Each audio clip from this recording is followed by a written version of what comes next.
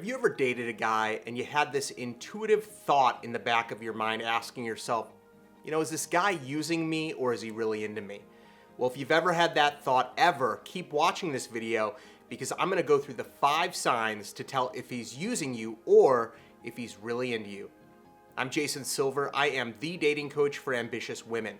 You have reached my channel, Attract Great Guys, where I dive deep into the psychology of attraction with high-quality men. And if you want to get notified of my upcoming free trainings and videos on understanding men and how to attract a lifelong committed relationship, then hit that red subscribe button beneath the video and the little notification bell right next to it so you get notified of all of my upcoming trainings. Now let's jump into the lesson. Number 1, and this is one of the most important signs, is if he's not introducing you to his social circle. This is something that's important to be aware of. A man can pretend to be anyone to you when you're first meeting him. He can be playing a character. You don't really know who he truly is until you see him in front of other people. It's much more difficult for him to act like a chameleon around other people that he has a previous relationship with. Now, a true high-quality man, someone who is looking for a committed relationship, actually wants to introduce you to his social circle. He should want to introduce you to other people that he values in his own life to get not only their opinion, but to bring you in and get your perspective on how you match with the people he cares about.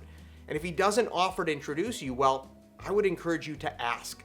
All you have to do is say, I'd love to meet some of your friends. I'd love to meet the people that you spend time with. Now, there's a couple of ways that a man can receive this information. One is that he could be overwhelmed and be like, oh, this is too much, she's too pushy. But if a guy doesn't want to introduce you to his social circle, that's a red flag. Because what's he really doing? What's he looking for here? Why is he hesitant?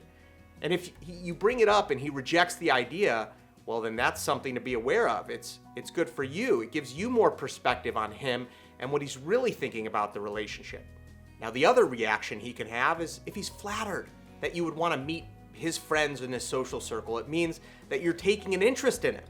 So don't be afraid to ask a man to meet his friends. All it's going to do is reveal more truth to you about the relationship. The second sign that a man might be using you is if every interaction you have with him leads to some form of sexual intimacy. If every single interaction is a sexual one, there's a good chance that he's finding the major value of the relationship to be in intimacy. Now, I'm not bashing sexual intimacy, especially if you both want it. However, a relationship is not only built on physical contact. So if you're looking for a lifelong committed relationship, then there has to be more depth than just physical intimacy. And if you're not varying your activities and going out and sometimes doing things that don't involve physical intimacy, then you have to ask yourself, well, hey, what does this guy actually really value in the relationship?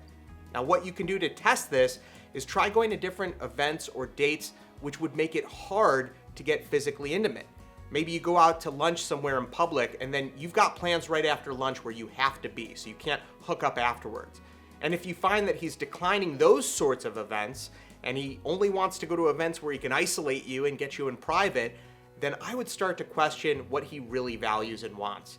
It's something to be aware of. This isn't definitive, but it's definitely a sign that can give you more perspective and information on the relationship.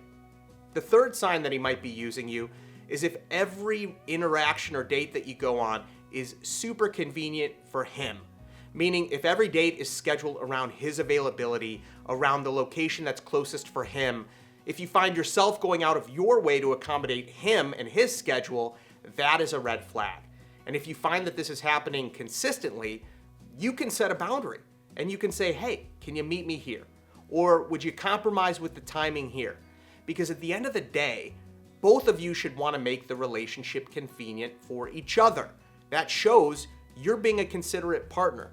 Relationships work both ways. There needs to be consideration and compromise from the both of you. So if it's just you that's accommodating him most of the time, and if he's unwilling to accommodate you, that's another red flag that this relationship might just be one of convenience for him. So you can ask yourself, what is he really prioritizing over this relationship? What does he really value? Is he actually being kind and considerate here? These are the types of questions to ask yourself that will help you avoid getting wrapped up in an unhealthy relationship.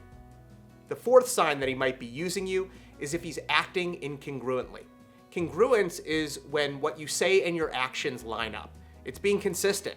So for example, if a guy says to you that he loves the beach and he wants to go to all of these great places like Venezuela or Brazil, but then you go to the beach with him and he just can't stand the sun, there's something weird there. That's just a wild example of incongruence. Seeking congruence is one of the best ways to find out the true character of a man. And early on in a relationship, you want to ask a lot of questions and watch his actions to see if they align with the story he's told you. Do his preferences change over time? Does anything just not add up about maybe people or stories he said in his life? Now, when I was dating, I was looking for a kind, sweet, good-hearted person. And when I met my wife, Kathy, the one thing I noticed is that she's just one of the kindest, gentlest souls in the world. And I was suspicious. It was a bit of a red flag because she was so sweet. It felt like she was putting on a show, like it wasn't sustainable. She could never be this sweet. So I paid close attention. Who did she surround herself with? I looked at her social circle. Are these people that she surrounds herself with sweet? Because if you're that sweet, you're not going to surround yourself with horrifying people. So she had really nice friends. And then I asked them questions looking for congruence. Almost jokingly, I said one time to one of her friends, "When was the last time you heard Kathy yell at someone?" And I was kind of joking, so it wouldn't appear that I was suspicious of her. And it was kind of just a weird, funny question. And her friends just kind of laughed at me. They're like, "Oh, well, she's, not really a big yeller." Well, she did yell that one time, but, they told me the story and the guy deserved it. And that told me that she had strength and integrity, but also deep kindness. So it's important to look for congruence. And if you find areas where there's maybe incongruence, root it out by asking your questions and keeping your eyes open. I used to look at all sorts of things to try to figure out people's character traits. Were they road ragers when they drove? Did they, feel the need to cut in front of people when they were driving? I asked weird questions like, who do you dislike? And why do you dislike them? Just to gain some ideas of their likes and dislikes in people. Well, with Kathy, after about 3 months of dating and spending time with her, I just determined that she was actually that sweet. And that was when I made the decision that I really wanted to marry her. So again, looking for incongruence is one of the best ways that you can determine a man's true character. Now, the fifth sign to know if a man is using you is if your friends don't have a great feeling about it. Now, if you trust your friends, if they're people who care about you, and they're suspicious or have bad feelings about the guy you're dating, then you have to look at that. This is not definitive. Some friends can be jealous, and there can be, we're all humans, so people are all emotional and not always rational and logical, so you don't have to trust them 100%, but it's important. If your friends are getting bad vibes or feelings, think about it. Start asking your friends questions. What is it specifically that they don't like? Don't just ignore them. It's time for you to investigate when your friends have that bad feeling. It's time for you to look for congruence or incongruence, whether that's true or not, and for you to go on a fact-finding mission.